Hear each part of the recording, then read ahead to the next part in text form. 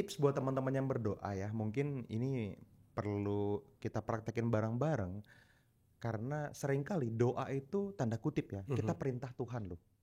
Kabulkanlah, sehatkanlah, mudahkanlah. Itu kan kayak nyuruh terus saja gitu.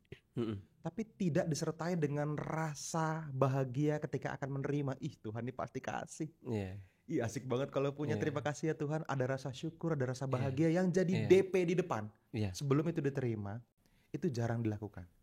Ketika kita sudah merasakan itu berkali-kali, Mas Iwan, doa tuh nggak lagi jadi perintah. Gitu. Tapi justru malah jadi perasaan syukur.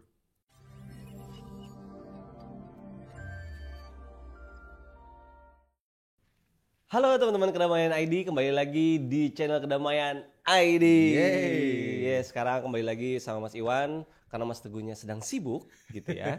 Jadi saya ambil alih dulu sementara. Mas Wali gimana kabarnya? Baik Mas Iwan, ini udah lama ya kita nggak ngobrol Mas Iwan nih ya teman-teman. Dan ini pertama kali nggak kita syuting dengan lewat studio seperti ini? Oh iya. Ini video pertama kita di setup studio baru. Iya. Bukan Teguh. Senang banget dia. Sisanya Teguh ya nggak apa-apa lah ya. Kalau yang pertama harus saya. Gimana? Suka nggak? Asik loh ini. Jadi asik kita kayak studio proper ya. Mejanya nyaman gitu ya. Terus space-nya enak. Space-nya ngepas gitu teman-teman. Yes. Ada yang mau pinjam studio? Silakan. Ada harga di bawah sini. Okay. Nanti di sini juga akan ada tab dan mungkin ada brand-brand yang akan ikut gitu ya. Boleh gitu. Oke. Nah, gimana Mas Iwan?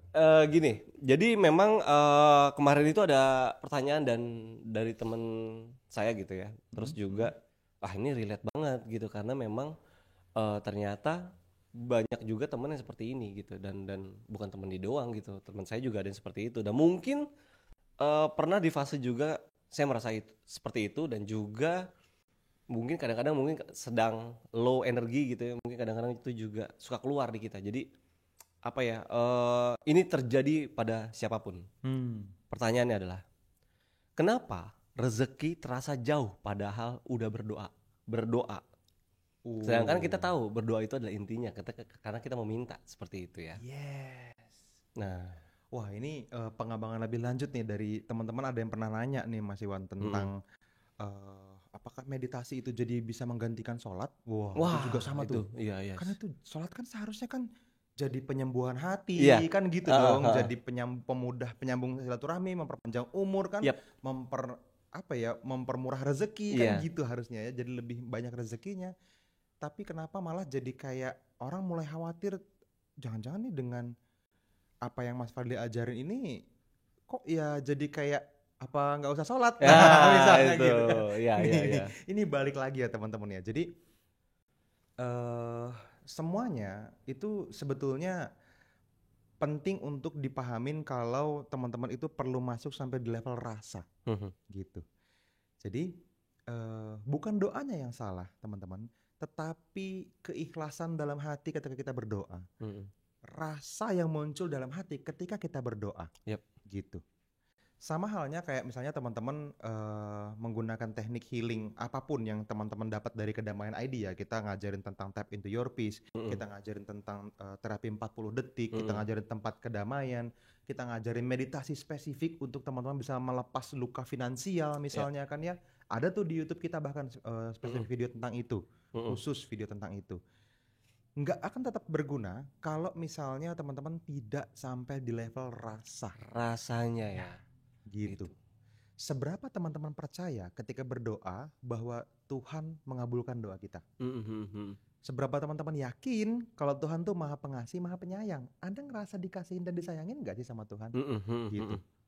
Karena nggak akan ada bedanya mau teman-teman menggunakan meditasi untuk manifestasi narik rezeki atau teman-teman berdoa kepada Tuhan untuk bisa segera menerima rezeki gitu. Kalau masih di level energi yang rendah ini yang saya maksud kalau teman-teman masih merasakan fear, masih merasakan ragu gitu ya, masih merasakan cemas, khawatir, rasa bersalah, energi yang low, teman-teman akan tetap terhambat. Gitu. Sebentar. Jadi bukan doanya, tapi kalau misalkan tadi disebutkan rasa takut, rasa cemasnya juga dan juga masih berkutat di dalam situ, kitanya belum siap gitu ya. Kitanya yang belum siap. Ingat, ketika Tuhan berfirman, kan dia bilang kan, mintalah padaku, niscaya akan kukabulkan. Yes, ini valid gitu kan. Tapi teman-teman juga perlu ingat bahwa Tuhan ini selalu sebagaimana prasangka hambanya. Iya. Kalau teman-teman ngerasa, misalnya lu ngerasa kayaknya nggak dikasih deh. Iya. Nah, berarti kan prasangka lu tuh itu menganulir jadinya gitu. Lo juga yakin? Iya, beneran deh. Di program Money Flow Mastery itu di week ketiga kalau nggak salah ya teman-teman, saya sempat bahas tentang ini tuh ya, cukup detail. Bahkan ada sesi meditasi khusus untuk ngeberesin ini. Jadi ada cerita di sebuah buku ya. Ini ada malaikat turun ke bumi ceritanya gitu.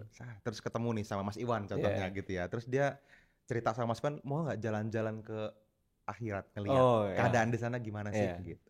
Nah, dalam perjalanan menuju ke sana itu ngelihat satu tempat di mana ada sangat banyak barang bagus. Di mana itu adalah barang-barang yang pasti sebagian besar orang pernah menginginkannya. Gitu. Dan bukan cuman benda-benda ya, tapi banyak energi positif lainnya gitu, kayak hubungan yang baik, keadaan sosial yang baik, kesehatan yang baik gitu, tuh kayak ada di sana semua, termasuk ya semua lah ya, mobil, motor, rumah, ya apapun lah gitu, barang-barang yang seringkali kita jadikan sebuah impian. Nah, malaikat bilang, Mas Iwan nanya nih, di buku itu cerita, ini karena apa? Ini barang-barang apa? Gitu, kok ada di sini? Gitu. Oh, ini barang-barang yang ketika orang-orang sudah pernah meminta, Tuhan kabulkan, dalam perjalanan dikirim, mereka nolak. Menolaknya gimana? Halo teman-teman, sorry saya potong videonya ya. Saya pengen kasih info spesial banget untuk teman-teman semua. Kalau misalnya Anda suka dengan konten seperti yang sedang Anda tonton di YouTube ini, maka teman-teman akan sangat suka kalau misalnya kita bisa ketemu langsung secara live. Kita teman-teman lagi bikin sebuah webinar khusus ya, di mana ini akan kita bikin gratis untuk teman-teman semua dan Anda bisa ikutan. Caranya gimana? Teman-teman langsung aja cari di kolom deskripsi di bawah video ini, Anda daftarkan diri Anda di webinar terdekat itu dan kita akan bisa ngobrol secara langsung di dalam webinar online-nya ya. Jadi pastikan Anda terdaftar dan silahkan lanjut nonton videonya. Maksudnya dalam arti dia meminta loh gitu? Yes, kayak 2 ayat yang tadi. Dia udah minta, kan pasti dikabulkan. Iya. Jadi nih barang nih menuju ke orangnya. Dalam proses menuju, prasangka dia sama Tuhan buruk. Gitu. Ya Tuhan, mudahkanlah segala urusan gitu. Tapi terus dia merasa tidak layak. Aduh, tapi kan gua mah banyak dosa ya. Kayaknya harus dihukum, ada rasa bersalah mungkin di sana. Ya nggak jadi lancar urusannya. Tarik lagi. Iya, masuklah ke sana gitu kan. Kayak gitu. Ya Tuhan, gua pengen mobil misalnya gitu kan, udah nih dalam proses pembentukan nih impian dia terwujud gitu kan, dapat project apa, ngapain gitu. Tapi dalam kondisi mobilnya sedang dikirim, tanda kutip gitu ya, oleh kehidupan menuju ke kehidupan fisiknya seseorang ini, dia ngerasa mungkin, tapi kan mobil itu cuma untuk orang kaya. Orang kaya itu kan jahat, orang kaya itu kan pelit, orang kaya itu kan sesuatu yang apapun yang ada di kepala dia yang jadi abundance block dia. Nanti kalau gue kaya gue jadi sombong. Gue pakai mobil, mobil gue bagus. Ini dia nih waktunya sombong kan. Waktunya gue balas menyombongi orang yang pernah sombong ke gue. Wah, ini pernah diremehkan calon mertua nih. Gue bawa ke depan rumahnya. Wah, gak jadi. Ditarik lagi tuh mobil, taruh di sana. Jadi banyak banget ceritanya gitu. Nah, doa itu seringkali seperti itu. Jadi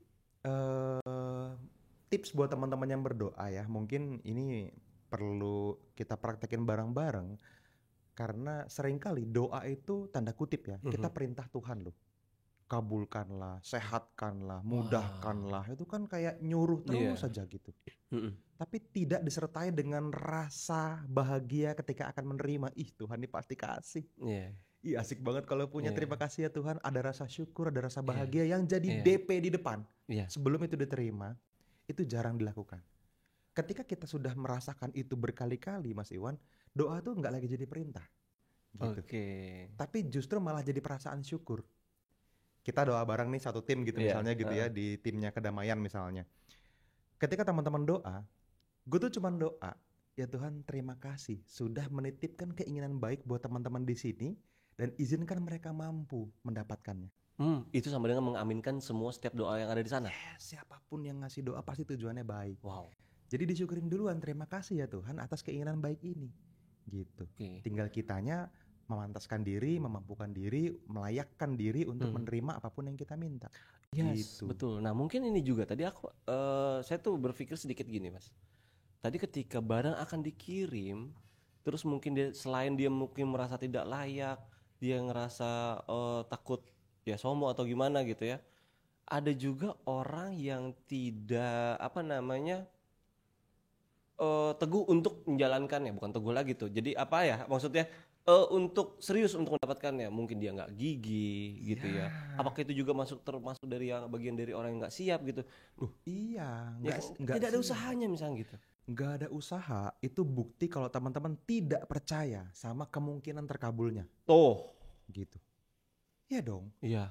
Misalnya gini nih, lu tahu nih ada calon pasangan yang udah diidam-idamkan, terus dia ngajakin nonton misalnya. Masa nggak langsung mandi, nggak langsung berangkat, nggak yang berangkat nggak ya? Kan nggak mungkin gitu.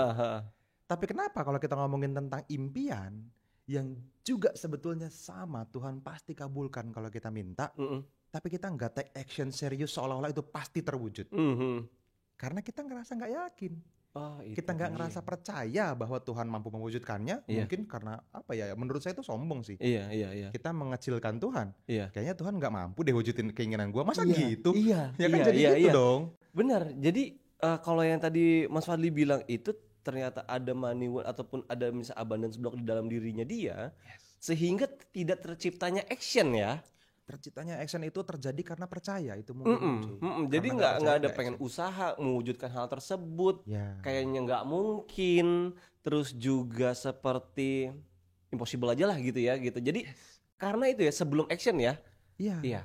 Karena perlu beda ini antara impian sama hayalan. Iya. Ini beda. Itu tuh penting tuh. Ini beda banget impian sama hayalan teman-teman ya.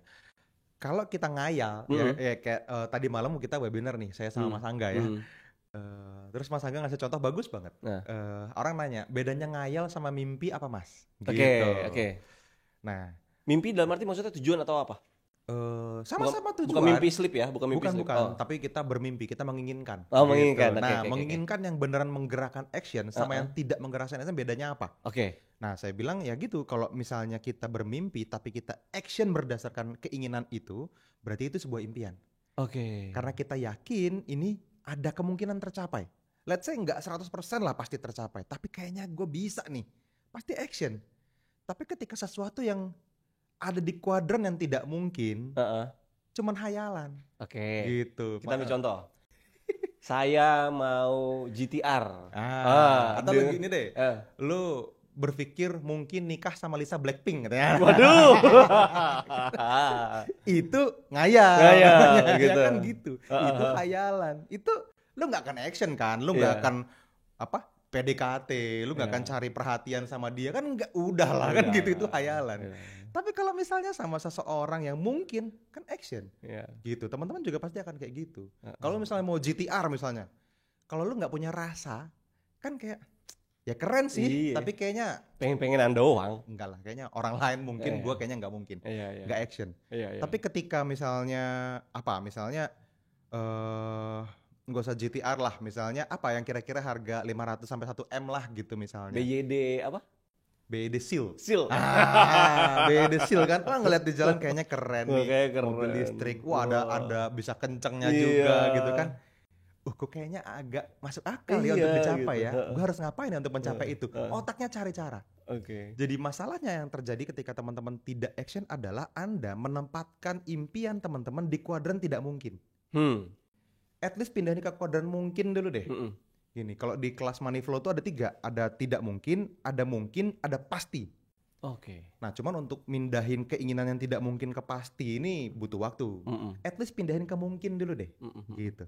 Kalau teman-teman udah merasa, BYD Seal mungkin nih gitu, kayak Mas Iwan misalnya kan, kayaknya masuk akal lah gitu. Paling enggak ya masa gue nggak pernah ngerasain gitu, entah mungkin setahun, 2 tahun, 3 tahun, mungkin lebih, tapi kayaknya bisa. Nah, pasti kan cari cara otaknya. Yeah. Tapi ketika udah ngerasain kayak Nissan GT-R, oh barunya aja sekian miliar misalnya, mati otaknya. Iya. Gimana ya? Udah pasang posternya aja lah. Main gamenya aja. Gitu kan. Dengerin suaranya, wung. Nah udah deh gitu aja lah gitu. Nggak usah punya. Jadi otaknya nggak akan nge-breakdown dengan action. Oke. Gitu. Nah, ketika otak kita mulai cari cara, even just baby step gitu. Yep. Apa aja yang bisa dilakuin? Kan teman-teman banyak excuse nih. Tapi mas, kayaknya untuk second income udah nggak mungkin, saya sibuk banget. Atau multiple stream of income apalagi. Yep. Apalagi bikin startup baru misalnya. Boro-boro mau take off, saya aja sekarang pulang malam terus misalnya. Nggak masalah. Kak, kan Anda nggak berencana sibuk seumur hidup. Yep. Artinya boleh menginginkan, tapi hari ini tidak mungkin nggak apa-apa. Cuman di kepala kita perlu mungkin. Kalau ada kesempatan, gue pasti ambil. Nah, itu dulu minimal. Kalau itu udah ada, aman. Nanti ada 5 menit, 10 menit mulai mengekspos diri dengan mungkin reels atau shorts yang berhubungan dengan itu. Gimana caranya bisa dapat income tambahan. Apa ya minat bakat gue yang kira-kira bisa dijual. Gitu. Berarti ini bisa ditajemin lagi nih. Wah, ini kayaknya buat gue gampang, buat orang susah. Iya. Nah, aja nih gue sekolahin lebih tinggi, lebih tajam, bisa dijual jasanya. Menjadi expert, bisa dijual jasanya, menjadi spesialis di bidang itu. Betul. Mimpinya kemungkinan terwujud. Kemungkinan dapat by desilnya gitu. Jadi stepnya ya. Jadi sebelum kita bicara tentang action itu adalah sebuah dorongan ketika ada impian yang sudah dibereskan ya. Atau juga kekhawatiran ataupun juga rasa takut, nah berarti step-stepnya itu dulu ya, awalnya itu dulu. Stepnya itu dulu. Cara paling mudah mindahin kuadran tidak mungkin jadi mungkin dulu deh gitu ya. Adalah dengan meng-clearing semua abundance block yang bikin otak kita berpikir tidak mungkin. Gitu. Kalau tidak mungkin sudah jadi mungkin, ini cuma masalah waktu sampai teman-teman merasa ini pasti dapet ini. Wah gitu. Kan kalau udah mulai project yang terbentuk, passive income-nya mulai ada misalnya, kan ini udah mulai yang wah pasti ini mah. Ini kayaknya tahun depan ngumpul duitnya. Nah, itu kan udah pindah ke kuadran pasti. Keyakinannya naik ke level yang lebih tinggi itu asik. At least dimungkin dulu. Nah, untuk tidak mungkin pindah ke mungkin, bersihin abundance block. Clearing abundance blocknya. Nih, dari teman-teman di belakang nih ada yang mau nanya nih. Kang Masid coba. Mungkin ada yang tanyain tuh. Nggak usah diambil, biarin aja dari situ. Nggak apa-apa. Gimana? Tadi kan pembahasan tentang doa dan juga manifestasi. Banyak banget teman-teman kita itu sebagai karyawan juga kan di luar sana gitu. Sebenarnya seberapa penting sih mas kita berdoa, terus memanifestasikan apa yang kita inginkan gitu. Apakah perlu berjalan seiringan gitu? Misalnya saya pengen banget punya tadi tuh mobil gitu. Sebagai karyawan saya pengen punya mobil banget. Berdoa kan gitu. Tuhan berikan saya mobil BD gitu kan. Nah, terus apakah saya perlu memanifestasikannya gitu untuk mempercepat prosesnya? Atau hanya cukup berdoa aja sebenarnya gitu. Kan banyak juga contohnya teman-teman di sana yang pengen naik jabatan, pengen punya segala macam. Mungkin maksudnya ini Kang ya, maksudnya doa dalam mulut sama dimanifestasikannya gitu ya. Gitu. Wah, harus dua-duanya. Jalan barengan nggak apa-apa gitu, berjalan selaras nggak apa-apa. Jadi ini di luar ranah agama ya, bukan berarti doa aja cukup yang lain nggak usah, atau justru malah manifestasi aja dengan teknik yang kita ajarin nggak usah doa. Jangan salah tafsir teman-teman. Doa atau berusaha memanifestasikan dengan action ataupun dengan meditasi dan teknik manifestasi yang diajarin di Kedamaian ID, bukan mana yang lebih penting untuk dilakukan atau mana yang apa harus dilakukan dua-duanya atau cukup salah satu, enggak. Yang penting adalah balik ke yang pertama tadi, mana yang paling bisa memunculkan rasa. Terutama rasa di level high energy. Kalau tadi kita udah bahas beberapa feel yang gampang dikenalin kalau teman-teman berasa low energy, di titik high energy adalah kondisi di mana kita bersyukur, kita bahagia, kita gembira, kita merasakan pencerahan, kita merasakan cinta dan kasih sayang gitu. Nah, sesering mungkin munculin rasa itu. Makanya mungkin ini buat teman-teman yang masih di level 1 ya, kalau kita ngomongin 4 level pengembangan diri yang dibahas sama Mas Angga ya di beberapa video yang lalu, teman-teman yang di level 1 ini akan kesulitan untuk di sharing dengan cara ini. Karena mungkin buat kita yang masih di level 1, teman-teman masih merasa Emang bisa begitu? Emang mungkin begitu? Nah, tapi kalau teman-teman udah mulai di level 2 atau di level 3, ini akan jadi puzzle tambahan yang menarik. Yang penting rasanya gitu. Makanya kenapa saya punya manifestation alarm yang bunyi setiap jam gitu kan. Saya punya teknik meditasi yang memang dengan sengaja dilakukan sesering mungkin untuk mengingat kembali rasa ketika itu terwujud. Gitu. Teorinya kan kita udah pernah bahas ya di salah satu webinar kedamaian yang kita sampaikan berkali-kali ke teman-teman. Kalau kita perlu bergetar selaras dengan ketika impian itu sudah terwujud. Nah, prakteknya, contoh real sederhananya adalah, ya tadi teman-teman ngerasain nggak ketika kita menginginkan sesuatu dan berdoa, atau ketika kita menginginkan sesuatu dan meditasi, atau berusaha memanifestasikannya dengan berbagai teknik manifestasi misalnya, rasanya muncul nggak? Yang dimaksud adalah rasa ketika itu tercapai, pasti kan high energy. Gitu. Kalau teman-teman impiannya tercapai kan nggak mungkin ngerasain takut, nggak mungkin ngerasain bersalah, kan pasti rasanya happy, rasanya bersyukur, terima kasih, alhamdulillah, kan yakin. gitu. Yes, positif energi yang dirasain. Jadi lakuin dua-duanya. Lakuin dua-duanya maksudnya dalam artian, ya kita nggak tahu mana yang paling efektif mendatangkan rasa buat kita hari ini. Kalau teman-teman belum tahu, ya mendingan dilakuin semuanya, kan nggak ada salahnya, nggak ada ruginya. Nothing tulus kan gitu. Dicobain, lakuin aja, nggak apa-apa. Kita pengen mobil misalnya, oke, mobilnya buat apa nih? Gitu. Feel-nya kalau dapet ini gimana ya? Mau di syukurin dengan cara apa nanti ketika tercapai? Gimana rasa ketika bayangin mobil tuh turun dari truk towing gitu depan rumah lu misalnya kan? Bayangin ketika udah megang belakang setirnya.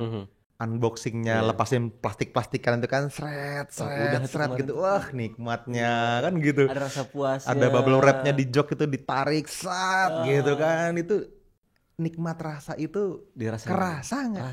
Perlu ngerasain gitu.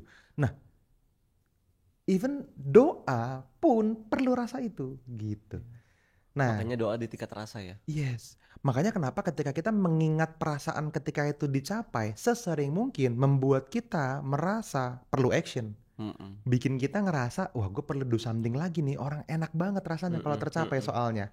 Jadi rewardnya itu kayak diingetin lagi terus. Makanya kita selalu mau take action. Kalau teman-teman udah action based on high energy tadi, nggak capek gitu.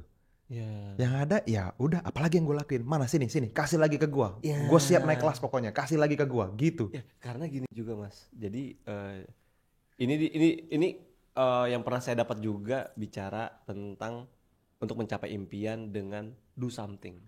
Mungkin dari orang-orang yang tidak pernah melakukannya menjadi harus biasa. Misalnya contoh deh, kamu bangun pagi masuk jam 7. Orang yang nggak biasa kan, aduh malas banget. Mungkin malah nggak bangun dulu di awal-awal. Mungkin telat, mungkin apa. Tapi harus dibiasakan. Akhirnya bisa bisa menjalani tersebut dan nantinya akan biasa. Berarti kan learning by doing sampai menjadi biasa. Tapi ternyata kalau dilakukan dari doa dulu, mimpi dulu gitu kan. Ketika dia untuk bangun subuh, dia akan ready setiap ketika malamnya untuk besok gue harus bangun pagi karena gue ingin menjemput impian gue. Misalnya gitu. Mimpi gue nanti tuh besar di sana melalui jalur ini sehingga dia siap dari malamnya, paginya dia siap. Jadi udah ketika melakukan start tuh tidak lagi malas-malasan lagi. Oh iya, di depan gue udah ada mimpi gue yang harus gue jalanin. Kayak gitu ya. Jadi penting banget mempersiapkan diri dari segi emosinya itu ya mas. Iya betul. Semangat yang datang dari dalam dirinya itu yang perlu bikin kita gerak untuk action. Ada satu cerita menarik. Tahun kemarin atau kemarinnya lagi ya, saya ketemu sama Pak Ignatius Jonan. Orang yang paling berjasa buat PT KAI ya, Kereta Api Indonesia, teman-teman ya. Jadi Pak Jonan itu sempat saya tanya tuh gini, apa yang bikin perubahan paling signifikan untuk bikin orang-orang ini take action? Ini kan inline ya sama yang kita bahas nih, gitu. Sementara kan ya kita tahu yang namanya kereta tuh kan dulu jorok, ya kan, wah males bersihin, karyawannya malas-malesan. Ada pedagang, ada kambing, ada orang bawa kambing kan, ya semuanya berantakan lah, toiletnya kotor gitu kan, karyawannya juga, aduh sangat rendah motivasi kerjanya gitu. Dan keadaannya hari itu lebih dari setengah karyawan yang isinya puluhan ribu orang itu itu lulusan SD. Oh gitu. Jadi gimana dong? Nggak bisa. Suruh baca buku ya susah kan gitu. Motivasinya dengan cara apa kan gitu. Simple kata dia. Tarik semua key person, pengambil keputusan dan semua orang yang memang punya penggerak gitu ya, sebagai penggerak di perusahaan, kali 2 gajinya atau gue pecat. Oke. Gitu. Gue kali 2 tapi KPI-nya segini. Nggak tercapai, ada orang di belakang lo yang antri mau gantiin lo. Wah, berebutan menuju titik itu. Itu kan orang akan pindah yang tadinya dia males langsung pindah ke kuadran pasti nih orang awal bulan pasti terima gajinya gitu kan.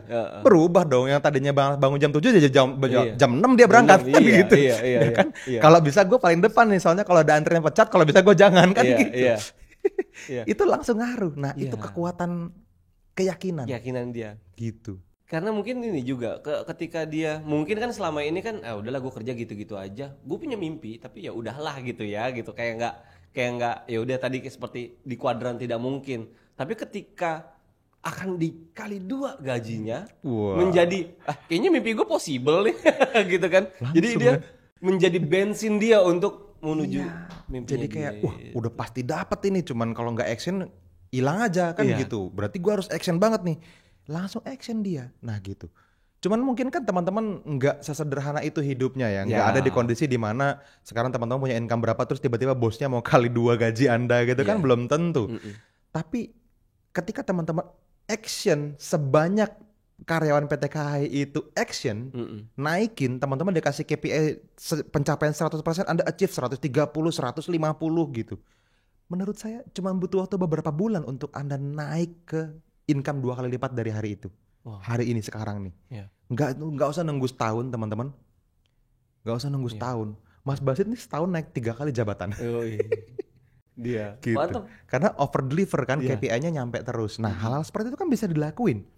Jangan nunggu privilege kan. Selama ini banyak orang cuma nunggu privilege. Itu dia. Gue pasti dapat nggak? Kalau dapat baru gue rajin kan gitu. Kalau gue kerja bla bla bla bla bla di luar gue berapa apa? Nah kan nggak. Berarti dia tidak deliver over ya. Betul. Dia kan hanya akan selalu ada di 100% KPI kan gitu. Tapi ketika ya ini juga penting juga sih ya. Ada juga perusahaan yang Anda udah 150% KPI-nya nggak kelihatan. Itu juga zolim juga. Zolim juga. Sebaiknya Anda pindah perusahaan sih. Gitu ya.